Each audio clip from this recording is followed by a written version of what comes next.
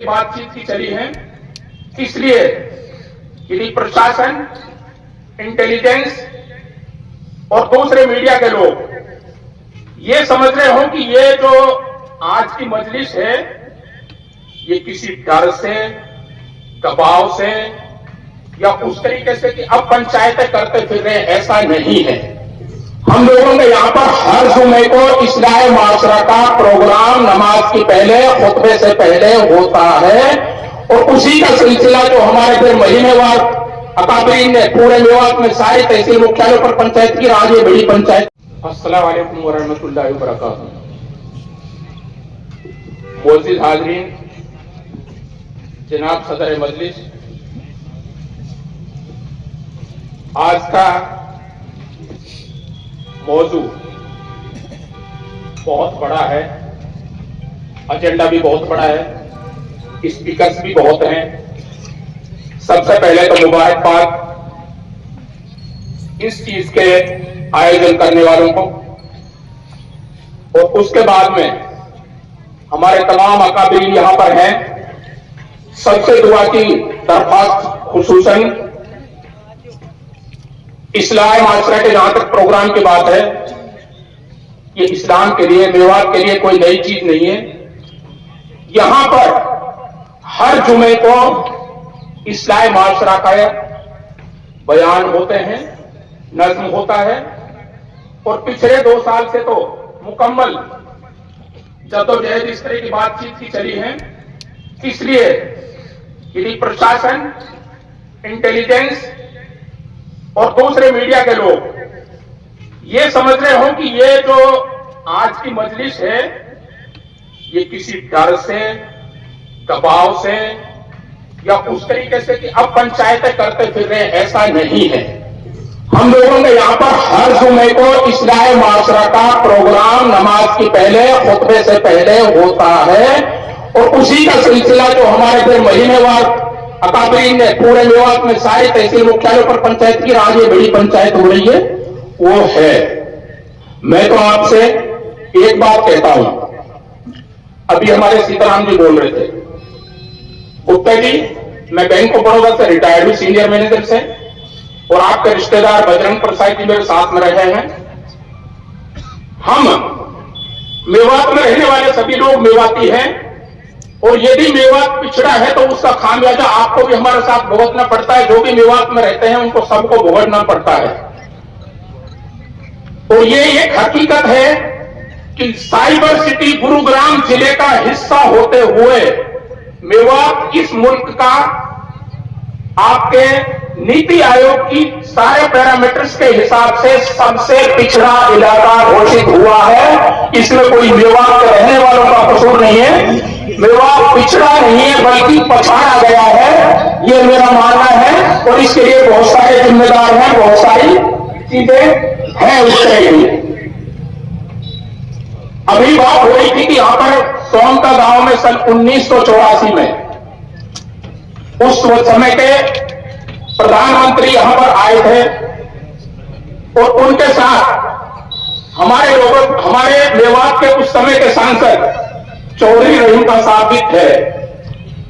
और ये जो मांग, ये जो जिक्र अभी आपके सामने मौलवी साहब ने किया, ये सन 1984 में पीएम के सामने चौधरी रहीम का साहब ने ये मांग रखी थी कि मेवों को एसटी का आरक्षण दिया जाए, हम उसके हकदार हैं। मेरे पास उस अखबार की कॉपी मौजूद है, फोटोकॉपी इसमें मेरे पास में मौजूद है। सन 1984 में ये मांग की गई थी। कारण क्या था? कारण यह था कि 1986 जब भी वो आए थे, 86 जब आए, वो मांग रखी थी, अखबार में है उसका प्रोग्राम की खबर। 1978 का ये गांव है मीणाओं का, नया बात उस गांव का नाम है, नीम का खाना में वो लगता है। और 1978 की घटना चौधरी रहीम का साहब के सामने थी। वो गांव 96% लोग चोरी में मुबतला थे। नया बात नीम का थाना पे हमारे मीणा समाज के लोग, आज उस गांव में एसटी आरक्षण की बदौलत 15 आईएएस हैं, 13 आईपीएस लगे हुए हैं उस गांव में। तो हमें तो एसटी आरक्षण हमें ये नहीं कि कोई नया मांग है। हमारा जो 1931 की जनगणना हुई, जिसके आधार पर, क्योंकि बहुत सारी बातें होंगी, इस्लाही मास्टर जो मैं आपसे कह रहे हो सारी बातें होंगी, पर मैं जो बात आपके सामने रख रहा हूं, 1931 की जातीय जनगणना जो है 56 में जो की, उसके बाद में उसी के आधार पर 26 जनवरी 1950 को जो भी आरक्षण मिले, 340 में ओबीसी का मिला, 341 में शेड्यूल कास्ट का मिला और 342 में शेड्यूल ट्राइब का मिला। उस शेड्यूल ट्राइब में मेयर और मीना की कंबाइंड जनसंख्या हुई थी। मर्दमशुमारी के पूरे आंकड़े पूरे हिंदुस्तान के एक साथ गिने गए थे और सारी संख्या 10,11,000 एक साथ शामिल होकर के 26 जनवरी 1950 को मेयर और मीना दोनों एसटी में शामिल हो गए थे और दोनों को आरक्षण का लाभ नहीं मिला था 26 जनवरी 1950 को। पर क्योंकि सन 47 वाला हादसा हो चुका था, मेरे खासतौर से अलवर भरतपुर रियासतों के उजड़ गए थे, पुनर्वास चल रहा था, बहुत सारी चीजें चल रही थी। हमारे मियां भाइयों ने जद्दोजहद किया। जद्दोजहद करने के बाद में 1956 में वो अपना एसटी का आरक्षण रिजर्वेशन का फायदा ले लिया। उसकी बदौलत मैंने आपके सामने सिर्फ एक गांव का नाम लिया है कि जिसकी 96% आबादी छोड़ थी, वो आरक्षण की बिना पर आज उसकी इस तरह की तस्वीर है।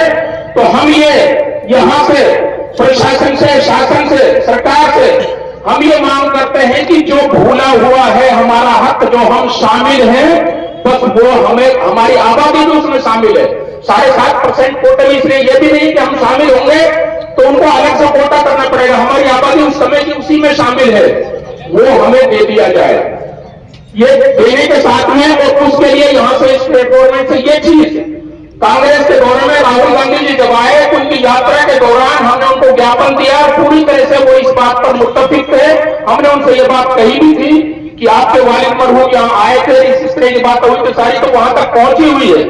तो ये चीज जायज है, इसलिए उस चीज को हम दोबारा से एक बार यहां से दोहराते हैं। और मैं आज के प्रोग्राम के ताल्लुक से सिर्फ एक बात कहकर के अपनी बात खत्म करता हूं कि हमको पंचायतें भी खूब कर ली, आज के सदर साहब से और आज के अकाबरीन से, जमीयत के भी सारे लोग सब हैं, इन सब से मैं ये कहूंगा कि यदि आज हम यहां से बिना कुछ करे हुए चले गए, यहां से बिना फैसले लिए हुए चले गए, वो फैसले लेकर के आगे हमने नहीं किया, तो मेरा मानना तो यह है कि हमारी अगली पीढ़ी इस्लाही माशरा का नाम लेते हुए भी शर्माने लगेगी। इतनी पिछले 2 साल से इतनी कसरतें हुई, इसलिए आज होना है।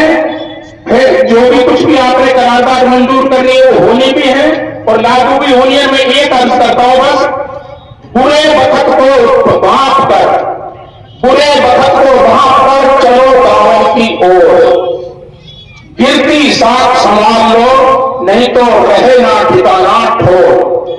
गांव में चलना पड़ेगा, ये मीटिंग करने के बाद गांव जाना पड़ेगा, सारी बात कहनी पड़ेगी।